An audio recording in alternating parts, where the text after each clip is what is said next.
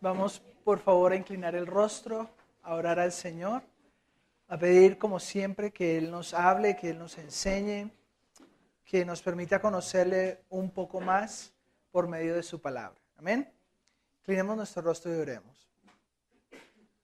Señor, tú eres Dios, el único Dios soberano y verdadero, el que todo lo sabe, que en todo lugar está y que todo lo puede hacer. Tú eres el alfa y la omega, el principio y el fin, dueño y señor de todo cuanto existe, creador de lo visible y lo invisible, santo, puro y perfecto, sin igual. A ti, Dios perfecto, nos humillamos hoy. A ti, Dios de toda misericordia, clamamos hoy. Pedimos que tú nos enseñes tu persona, tu majestad, todas tus perfecciones. Desde el menor hasta el mayor de nosotros, Señor, todos te conozcamos, todos vivamos para ti. Gracias, Señor, en el nombre de Jesús. Amén. Bien, hermanos, por favor, vamos al Antiguo Testamento, al libro de Deuteronomio, capítulo número 32. Vamos a ver el versículo número 4. Deuteronomio 32, versículo 4. Cuando lo tenga, por favor, dice amén.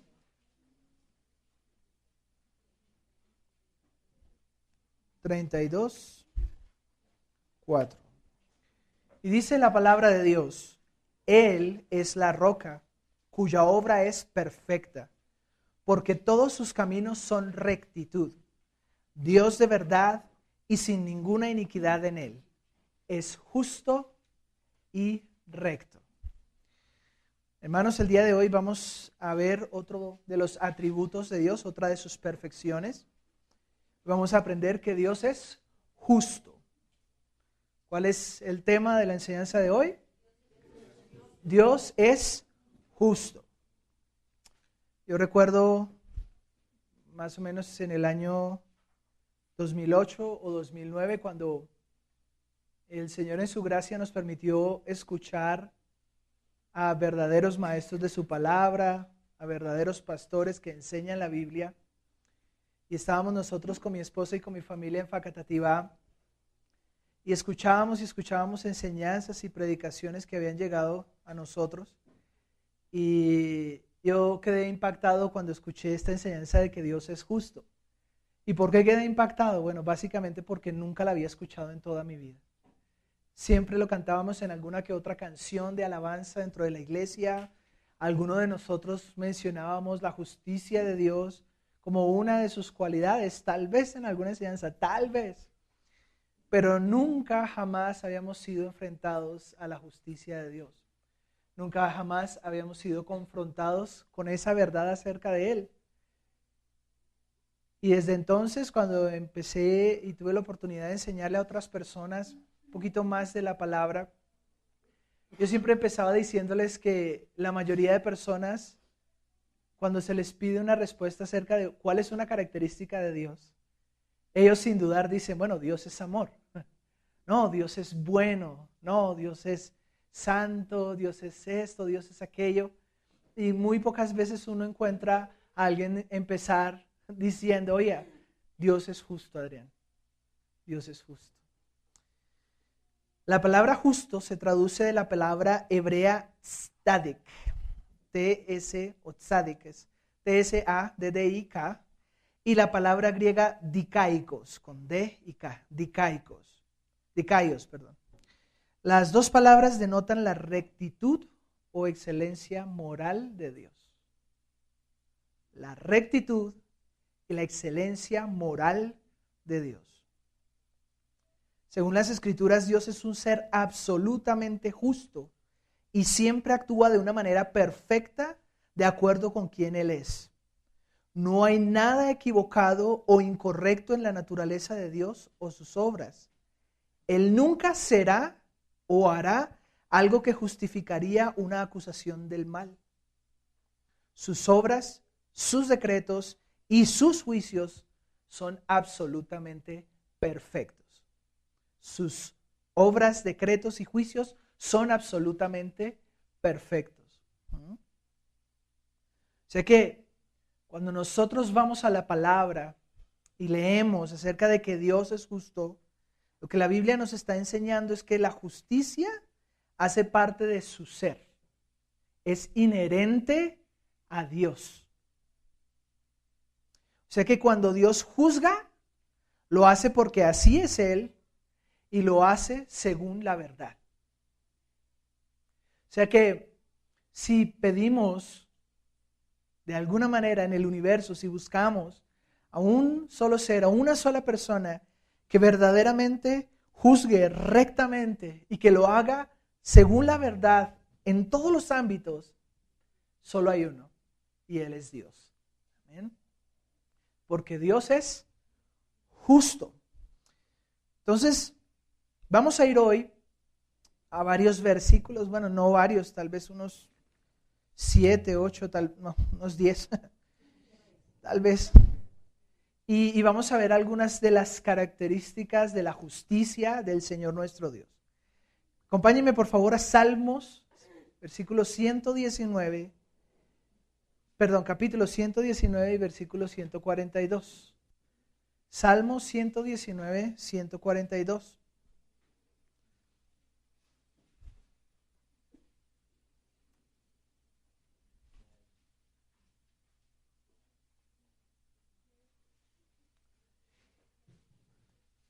Aquí vamos a encontrar que la justicia de Dios nunca deja de ser. Nunca deja de ser. Es para siempre. Es eterna. No es que Dios juzgue justamente a una persona en este momento y luego injustamente a otra persona en el futuro. No es que Dios haya juzgado a alguien mal en el pasado y hoy en día lo vaya a juzgar bien. No. La justicia de Dios es la misma y permanece eternamente y para siempre. Como dice el Salmo 119, 142.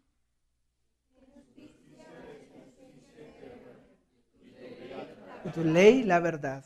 O sea que ¿para cuánto tiempo es la justicia de Dios? Para siempre, eterna, nunca deja de ser. Pero me gusta la siguiente parte, después de la coma en ese versículo, donde enfoca que la ley de Dios es una ley de verdad.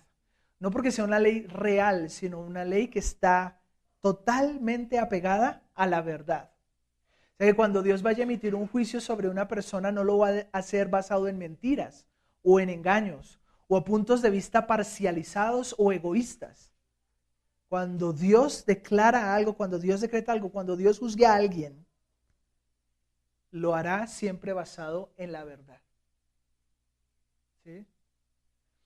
Entonces vemos el caso de Satanás siendo juzgado por Dios. Ustedes saben que Satanás ya está juzgado, ¿no? Solo falta que se cumpla su juicio, que ya se lleve a cabo lo que le espera. Pero cuando Dios juzga a Satanás, cuando lo juzgó, cuando lo sacó del cielo y lo arrojó por tierra y se convirtió en uno de los seres más horribles, lo hizo con justicia y lo hizo según la verdad. Ahora vamos a ver también que la justicia de Dios es suprema y trascendente. Eso quiere decir que sobrepasa la justicia de absolutamente todos los demás. En otras palabras más sencillas, la justicia de Dios no se puede comparar con la de nadie más. Es muy, muy, infinitamente, eternamente superior. Entonces, alguien podría de pronto levantarse y decir delante de Dios, hey, yo soy más justo que tú. Yo estoy juzgando según la verdad, Dios, y tú no lo estás haciendo. La respuesta es no, porque la justicia de Dios es suprema y trascendente. Vamos a Job 4:17. Job 4:17. Anote todos esos versículos que le van a servir, hermano, para toda la vida. Job 4:17. Una de las tremendas preguntas que encontramos dentro de la Biblia referente a la justicia de Dios con respecto a la justicia del hombre. Job 4:17, ¿qué dice? ¿Será el hombre más justo que Dios?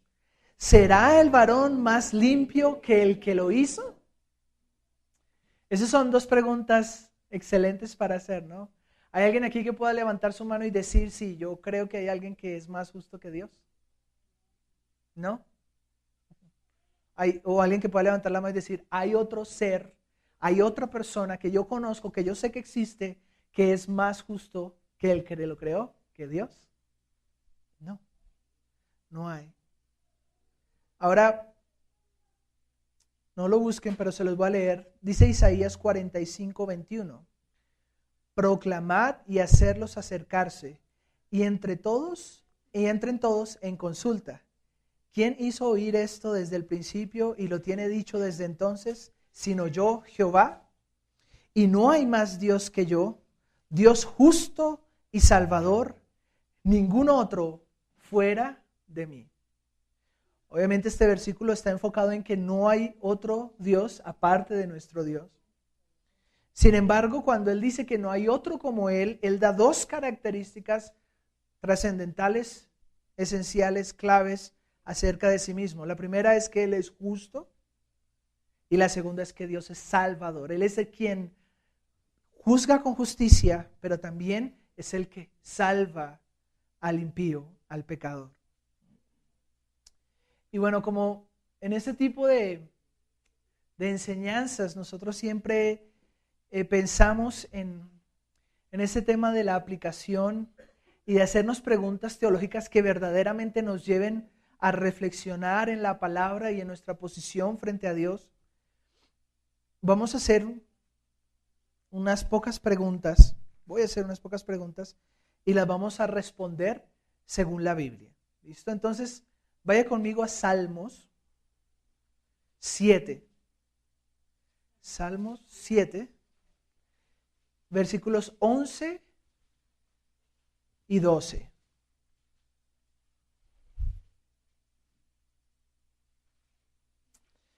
Y antes de que usted lo lea, vamos a hacer la pregunta. ¿Está listo para la pregunta? Listo. Entonces la pregunta es, si Dios es justo y Dios es santo, ¿cuál es su posición frente al pecador? Si Dios es justo y Dios es santo, ¿cuál es su posición frente al pecador? Alguien que quiera leer el Salmo 7 del 11 al 12, por favor. Puede ser Leo, por favor. 7, 11 y 12. Dios es juez justo y Dios está irado contra el impío todos los días. Si no se arrepiente, él afilará su espada. Armado tiene ya su arco y lo ha preparado. Amén. ¿Con qué empieza? ¿Con qué frase empieza el versículo 11? ¿Y qué sigue después de eso? ¿Contra quién? Todos los días. Todos los días. Y si no se arrepiente, dice el 12, él afilará su espada. Armado tiene ya su arco y lo ha preparado. ¿Qué quiere decir eso? Si no se arrepiente, entonces ¿qué va a hacer Dios? Lo va a juzgar, lo va a condenar y lo va a castigar por sus pecados. Y esto sí que es importante, hermanos, que nosotros estemos ligando cada una de las cualidades de Dios a la integridad de su ser. Yo recuerdo cuando empezamos estudiando aquí en la iglesia los atributos de Dios, ustedes recuerdan hace años atrás, una de las cosas que nosotros vimos fue una gráfica. A ver si alguien se acuerda de esa gráfica, donde se hablaban de las cualidades, de los atributos, de las perfecciones de Dios. Era una gráfica. Y el autor de uno de los teólogos que estudiamos en aquel tiempo decía que había gente que ponía una característica de Dios, digamos, acá, otra característica de por acá, separada, y otra más allá, y otra por allá arriba, y otra por allá abajo. Como si una característica fuera más que otra, o como si todas estuvieran totalmente separadas, como si no hicieran parte integral de su ser. Y entonces él proponía una gráfica mucho más sencilla donde todo es igual dentro de un círculo y todas las características estaban representadas por punticos todos iguales y todos los puntos estaban todos unidos entre sí. Porque todos juntos representan y nos muestran quién es Dios. Todos iguales de importantes. Y entonces hay gente que siempre habla de eso, dice, bueno, yo conozco un Dios que es amor, pero de ninguna manera puedo escuchar el Salmo 7:11. No lo puedo creer, no puedo creer que eso esté diciendo la Biblia. Es inconcebible para mi mente. ¿Cómo así que Dios es justo y que Dios está airado contra el impío todos los días? ¿Cómo es posible que Dios, que es amor, esté airado? ¿Cómo es posible que Él esté listo para juzgarlo y castigarlo al impío? ¿Cómo puede ser? Ese no es el Dios que me enseñaron en mi iglesia. Ese no es el Dios en el que yo quiero creer. Yo quiero creer en un Dios buena gente, supremamente amable, incapaz de matar una sola mosca, que no tiene el control sobre la vida de nadie y que de ninguna manera va a tomar juicio, el juicio de la vida de una persona en sus manos para condenarla y luego castigarla. Yo no quiero creer eso, dice la gente. ¿Y qué hacemos entonces con esta parte de la Biblia? ¿Qué hacemos con este atributo de Dios que es tan nombrado en la Biblia? ¿Cómo lo tapamos? ¿Cómo se lo negamos a la gente? Le decimos, no, Dios no es justo, tranquilo. Él jamás nunca va a aplicar justicia sobre ti. No te preocupes, tú estás bien. O los llevamos a la palabra de Dios y les señalamos claramente que Dios es justo y que está preparado, dice la Biblia. Él afilará su espada, armado tiene ya su arco y lo ha preparado. Él está listo para castigar el pecado del pecador. Luego, Salmo 11, versículo 7, por favor. Salmo 11, versículo 7. Salmo 11, 7. Téngalo allí. Esa es otra pregunta que nos podemos hacer, porque no nos podemos ir solo a la parte negativa de la justicia de Dios, sino a la parte positiva también. Si Dios es justo y santo, mire la pregunta que vamos a hacerle a este versículo.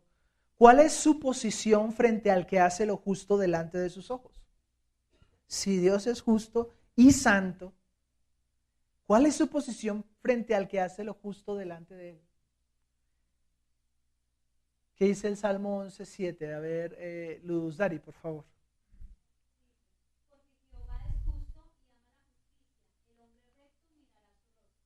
Ok. Entonces vamos a ver la parte negativa y esta parte positiva. Si Dios es santo y justo, Él mira al impío y ¿qué dice? Lo aborrece, está irado contra él. Eso enseña la Biblia. Porque no se ha arrepentido. Recuerde que lo acabamos de leer en el Salmo anterior. Si no se arrepiente. Pero en la parte positiva, si Dios ve a una persona justa, haciendo lo que es justo, haciendo el bien, ¿cómo mira Dios a esa persona?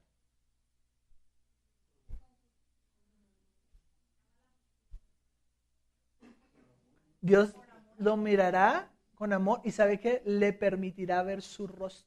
Dice, el hombre recto mirará su rostro. Tiene acceso libre, tiene acceso seguro. Ese hombre, esa mujer que está haciendo lo justo ante los ojos de Dios, que está haciendo lo que es honesto, que está haciendo las buenas obras que glorifican su nombre, esa persona tiene acceso delante de Dios. Ahora, y tranquilos que después vamos a ver algo con respecto a esto, para no dejar el tema concluido ahí, porque usted puede llegar a pensar aquí que entonces por ser justo y por hacer buenas obras siempre, por hacer siempre el bien a toda la gente, entonces ya por eso usted tiene la entrada directa al cielo garantizada. No. Eso es solo a través de Jesucristo, pero ahorita más adelante lo vamos a ver. Sin embargo, sabemos que Dios ama la justicia, Dios ama el bien. A Dios le agradan esas cosas. Usted no puede olvidar eso. Hay gente que dice, no, pues yo soy salvo por gracia y no por obras, entonces ¿para qué hago buenas obras? Pero las buenas obras que nosotros hacemos son las que traen gloria al nombre de Dios. Son las que hacen que Él sonría, que Él se agrade, que Él se sienta satisfecho en nosotros. Esas buenas obras que dice la Biblia que cuando nosotros hacemos, la gente las ve y glorifican el nombre de Dios. No hay que dejar de lado eso. Ahora vamos a otra pregunta que le vamos a plantear dos respuestas. Entonces, primero vamos a ir a 2 de Crónicas 19, versículo 7. 2 de Crónicas 19, versículo 7. Estamos hablando de que Dios es justo.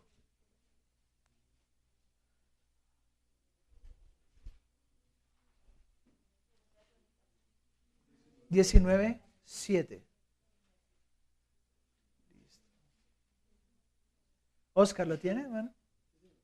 Por favor. Dice, sea pues con vosotros el temor de Jehová. Mirad lo que hacéis, porque con Jehová nuestro Dios no hay injusticia, ni acepción de personas, ni admisión de cohecho. Entonces la pregunta sería, si Dios es justo y Él ama la justicia, ¿cómo debemos vivir los creyentes delante de Él? Y dice, sea pues con vosotros el temor de Jehová, mirad lo que hacéis, porque con Jehová nuestro Dios no hay injusticia, ni acepción de personas, ni admisión de cohecho. Fíjense qué hermoso es darse cuenta de esto, de que como cristiano delante de Dios, como un cristiano que verdaderamente entiende la justicia de Dios, hay una reacción inmediata frente a esta verdad de su persona. ¿Cuál es la reacción que nosotros tenemos cuando vemos que Dios es absolutamente justo? Una reacción de temor, de miedo que llega hasta los huesos, de ese miedo que consume, de ese miedo que hace que usted casi que se desmaye, ese tipo de miedo. Porque con Dios no hay injusticias, con Dios no hay acepción de personas, con Dios no hay admisión de cohecho. Frente a Dios no hay pecado, hermano. Es por eso que mientras más uno lee la Biblia y uno ve las personas que tuvieron un encuentro verdadero con Dios, pero un encuentro verdadero, no de estos que enseñan hoy, estos falsos maestros que dicen que Jesús vino mientras ellos estaban durmiendo a su cuarto y que les dio otra revelación de la Biblia, no ese tipo de experiencias. Las experiencias en las que realmente las personas vieron a Dios. Una del común denominador que usted ve en todas esas situaciones es temor, es miedo, es reverencia. El profeta decía, ¡ay de mí, que soy hombre pecador! Saulo de Tarso, quien después fue convertido por Dios en Pablo, el apóstol, el siervo del Dios Altísimo, cuando se encontró con el Señor Jesucristo, cuando el Señor Jesucristo se le apareció y lo vio frente a frente, entonces se aterrorizó. ¿Quién eres, Señor? Señor, de una vez le dijo. Y como dijo Edgar alguna vez, sin pedir permiso y sin pedir razones, Dios lo envió y lo utilizó hasta que murió decapitado por su causa. Todas las personas que realmente ven a Dios, que realmente le conocen, que saben quién es Él, tienen un temor profundo, sincero, reverente delante de Él. Cuando usted se da cuenta que con Dios no se juega, que en Dios no hay grises, que en Dios no hay injusticias, que en Dios no hay tolerancia al pecado, al homosexualismo, al robo, a la mentira, a la impiedad, usted se da cuenta que con Dios las cosas son muy en serio y usted tiene temor. Un temor que no se puede describir, pero que se vive desde adentro, desde el corazón. Y es muy interesante que 2 de Crónicas 9 en ese versículo 7 diga, sea pues con vosotros el temor de Jehová. O sea, se lo traduzco a español del verbenal hoy en día. Digo, ténganle miedo a Dios. Témanle a Dios, porque Él es justo. Y Él es de los que castiga el pecado. Él es de los que no tolera el pecado. Él es el de los que aborrece al pecador. Ese es Dios. La gente dice, no, pero Dios es amor. Pintan a Dios como ese osito cariñosito que tenía un corazón aquí en el pecho y que botaba el poder del amor para todo el mundo. Es una vergüenza, ese no es Dios. El Señor, el Dios nuestro, el Dios verdadero, es un Dios supremamente justo. Y no sé cuántas veces lo habremos leído en el púlpito de esta iglesia, aquel versículo que dice que Él no tendrá por inocente al culpable. ¿Cuántas veces lo hemos leído? no tendrá por inocente al culpable. No lo hará. Así que si podemos sacar una enseñanza de 2 Crónicas 19:7, podemos decir que los creyentes debemos vivir delante de Dios con temor, mirando detalladamente lo que hacemos día tras día. Todo lo que hacemos día tras día, no sea que estemos pecando contra Él y lo estemos haciendo deliberadamente, como si no le conociéramos.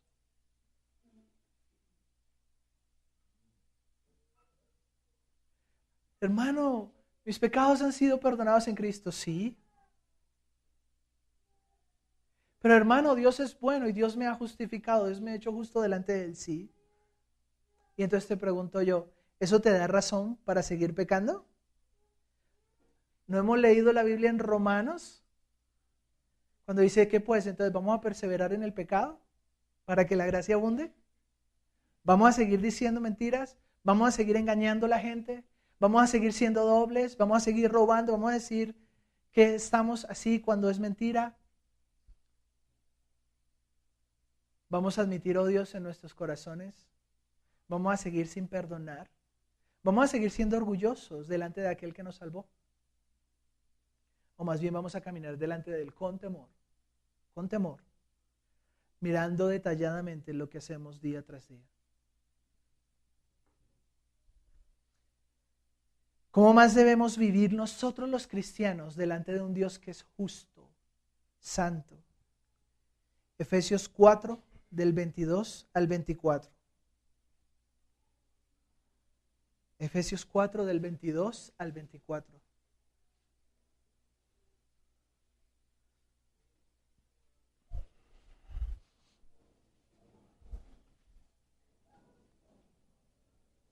Efesios 4, 22 al 24. Aquí la Biblia, una vez más, ahora en el Nuevo Testamento, nos dice claramente cómo debemos vivir los creyentes frente a un Dios que es completamente santo y justo. ¿Lo tienen? Dice la Biblia, leámoslo todos. En cuanto a la pasada manera de vivir, despojaos del viejo hombre que está viciado conforme a los deseos engañosos, y renovaos en el espíritu de vuestra mente, y vestíos del nuevo hombre, creado según Dios en la justicia y santidad de la verdad. ¿Qué tenemos que hacer entonces según este versículo? Primero, despojarnos del viejo hombre, que dice la Biblia que está viciado, que está lleno, colmado hasta arriba de deseos engañosos. Si tú has nacido de nuevo, tú tienes que despojarte del pecado que agobia tu vida. Tienes que hacerlo a un lado y apartarte de él. Pero también dice allí la Biblia que tenemos que renovar nuestra mente. ¿Y por qué es necesario que un cristiano renueve su mente? Bueno, es necesario que un cristiano renueve su mente para que se dé cuenta que ya no es un esclavo del pecado. Que si Cristo verdaderamente lo hizo libre de la esclavitud del pecado. Que ya no le sirve más a Satanás, que ya no está más en tinieblas, que ya no vive para pecar, sino que vive para Dios. Que por lo tanto, todo su ser, su hombre interior, su hombre exterior, todo su ser, está consagrado para vivir para Dios solamente. Todo tu ser es de Él y para Él. Pero también dice que nos debemos vestir del nuevo hombre, creado según Dios en la justicia y santidad de la verdad. El nuevo hombre es la nueva criatura. Esa persona que eres tú ahora que has nacido de nuevo después de haber creído en Cristo y haberte arrepentido de tus pecados. Esa persona que aborrece el pecado, que no le gusta pecar. Esa persona que ama a Dios con todo su ser. Esa persona que quiere más de la palabra de Dios. Esa persona que quiere adorar a Dios, dar tributo y gloria a su nombre. Esa persona es la que tú tienes que ser todos los días de tu vida. Y como una conclusión importante aquí, nosotros debemos hacer otra pregunta que también es importante en toda la línea de esta enseñanza. La pregunta es la siguiente: ¿cómo entonces identificamos a un verdadero creyente? ¿Cómo hacemos eso? Bueno, vamos a ir a 1 de Juan 2, 29, y allí tenemos la respuesta para nosotros. Es un versículo que yo espero que ustedes se memoricen, hermanos, para que lo tengamos siempre presente. 2:29. ¿Por qué queremos hacer esta pregunta? Porque todo esto es aplicativo en esta enseñanza, ¿se da cuenta? Es aplicación tras aplicación y tenemos que darnos cuenta entonces, ¿cómo sabemos que una persona es verdadera cristiana? Dentro de las muchas características que cita la Biblia en 1 de Juan, usted encuentra la siguiente con respecto a la justicia. 1 de Juan 2:29, ¿lo tenemos todos? Leámoslo a la voz de 3, 1, 2, 3. Si sabéis que Él es justo, sabed también que todo el que hace justicia es nacido de Él. ¿Qué sabe? ¿Cuál es el condicional que nos pone en la primera frase? Si sabéis que Él es justo. Si usted es cristiano y usted sabe que Dios es justo, entonces usted también tiene que saber otra cosa, que todo el que hace justicia es nacido de Dios. Y entonces vamos por la vida, ¿no? Y encontramos un montón de personas que dicen que son cristianas. Orgullosas, sacan el pecho y dicen que van a estas mega iglesias de nuestra ciudad y de nuestro país. Están contentos con asistir a un culto que es más un espectáculo, donde pasan figuras al frente que enseñan positivismo antes que la palabra de Dios.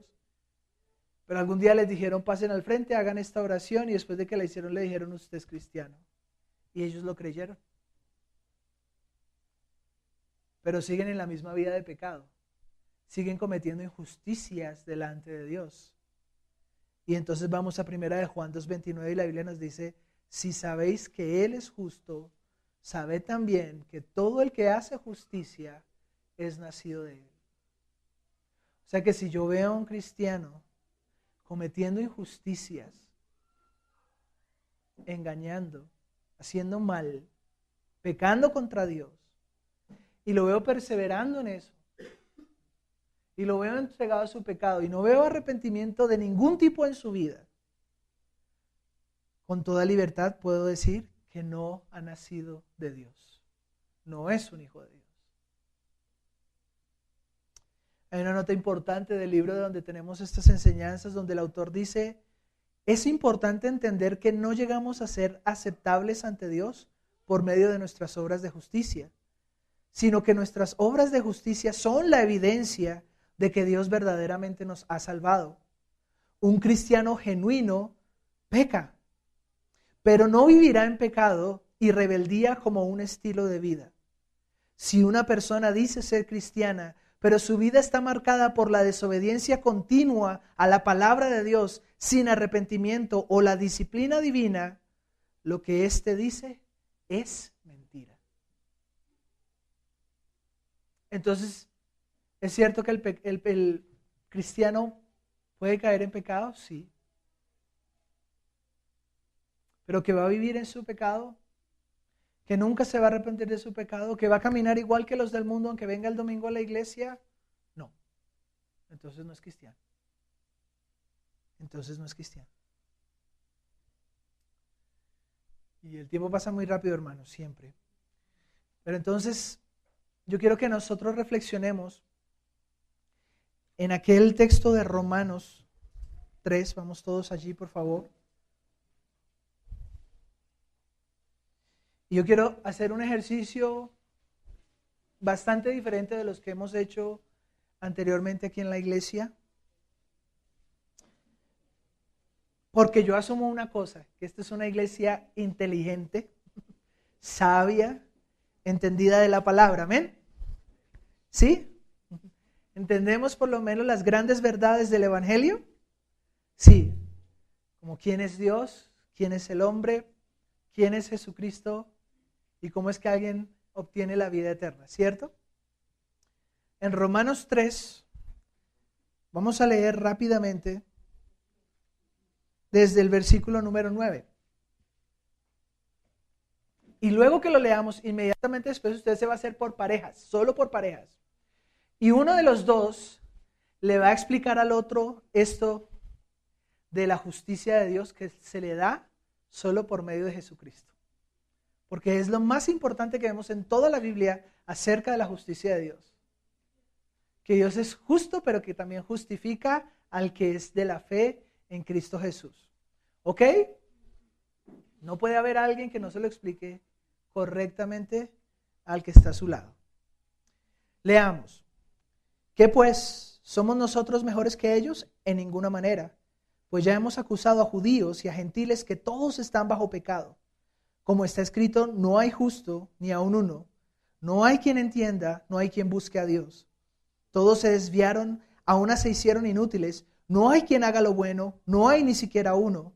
Sepulcro abierto es su garganta, con su lengua engañan. Veneno de áspides hay debajo de sus labios. Su boca está llena de maldición y de amargura. Sus pies se apresuran para derramar sangre. Quebranto y desventura hay en sus caminos, y no conocieron camino de paz. No hay temor de Dios delante de sus ojos. Pero sabemos que todo lo que la ley dice, lo dice a los que están bajo la ley, para que toda boca se cierre y todo el mundo quede bajo el juicio de Dios.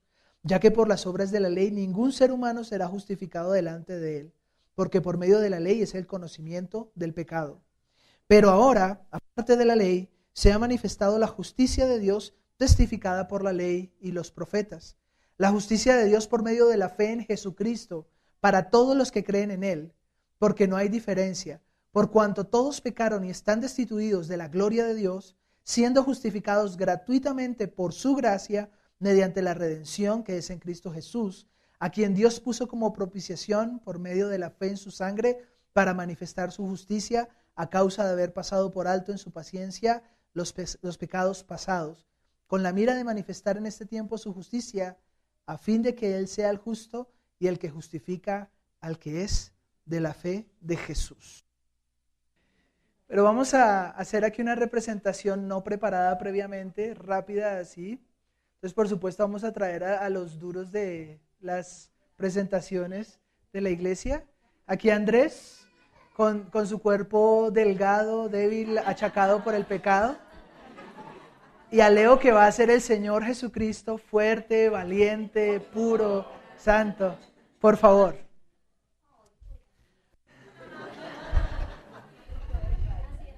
Métase conmigo y lo verá. Ustedes han leído Romanos en su contexto, ¿cierto? Por eso leímos desde el 3, pero desde más atrás. ¿Qué empieza citando el apóstol Pablo allí? Que no hay justo, ni siquiera uno. Y ese es el principio de la predicación de la justicia de Dios. Cuando se ve Pablo escribiendo el primer, el segundo y hasta esta parte del capítulo número 3, todo lo que él hace es demostrar que no importa si usted es judío o no judío, de cualquier otro país, no importa si usted es judío del pueblo escogido por Dios o de otra persona, usted es igual de pecador. Y sin Cristo usted se va a ir al infierno. Usted es injusto ante los ojos de Dios. Eso es lo que nos dice la palabra. Y del otro lado está la enseñanza de lo que acabamos de ver hoy acerca de que Dios es justo, santo, que no tolera el pecado, que aborrece al pecador y que está listo para castigarlo. Y entonces cuando ustedes leen un poquito más adelante de los versículos que vimos hoy, hay una pregunta que es maravillosa para hacer a cualquier persona a la que usted le está predicando esto. Esa persona, después de escucharlo usted hablar de la justicia de Dios y de que los hombres son absolutamente pecadores, la persona se pregunta y dice, oye, pero ¿y entonces cómo un Dios justo puede salvar a una persona tan injusta y tan pecadora? Y así son todos pecadores, ¿cómo los va a salvar? Y entonces es cuando el apóstol Pablo introduce lo que vimos hoy, algo perfecto, algo más allá, la gracia de Dios que fue testificada por la ley y por los profetas. ¿Qué dice la gracia? ¿Qué dice el Evangelio de Dios? Que aunque todas las personas son sucias, pecadoras, con trapos de inmundicia, ante los ojos del Dios justo, digamos que yo soy Dios el Padre, justo, y Él está en su trono y tiene que juzgar a esa persona, Dios dice, yo soy tan justo que yo no puedo dejar que un pecador entre al cielo y esté en mi santidad conmigo para siempre. No puede ser, yo soy santo. Y sería lo más injusto dejar entrar un pecador sucio a mi reino. Injustísimo, yo no puedo hacer eso. Entonces, ¿qué hizo Dios? Dijo, voy a tomar a mi hijo, santo, puro, perfecto, que lo diga Lorena, y lo voy a enviar, y sobre él, aquí al frente, voy a poner crucificado, estira los brazos. Todos los pecados de todos estos pecadores se los voy a pasar a Jesús, a mi Hijo amado, perfecto y sin pecado. Y a mi Hijo, yo siendo Dios, no Satanás, lo voy a matar. Yo mismo voy a dejar que toda mi ira y mi justicia caiga sobre Él. No por pecados que Él cometió, sino por los pecados que este pecador cometió. Y toda esa justicia y todo ese castigo viene sobre Cristo. Y Cristo muere. Y paga así por el pecador. Pero entonces no solamente se transfieren los pecados del pecador a Jesús, sino que se transfiere la santidad y la perfección de Cristo al pecador. Y entonces yo siendo Dios, ¿estoy dejando de ser justo? No. ¿Por qué? Porque alguien tenía que pagar por el pecado.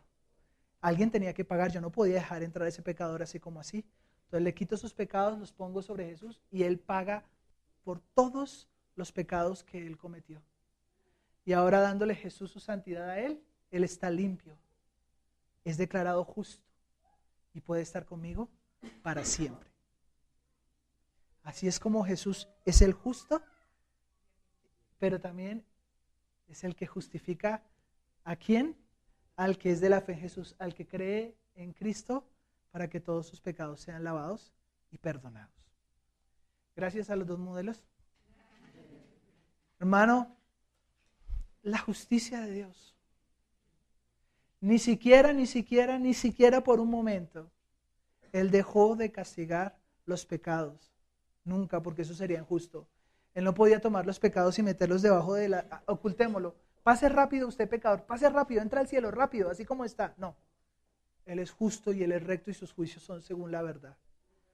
Así que castigó sobre Jesús el pecado de todos los demás para poderlos perdonar, limpiar y darles la vida eterna. Amén. ¿No es la justicia de Dios maravillosa? La última pregunta sería, ¿y qué va a pasar con aquella persona que no quiera confiar en Jesús? No hay más sacrificio, no hay otro Salvador. Si no confías en Jesús para que Él pague por tus pecados, entonces no lo puedes hacer en nadie más.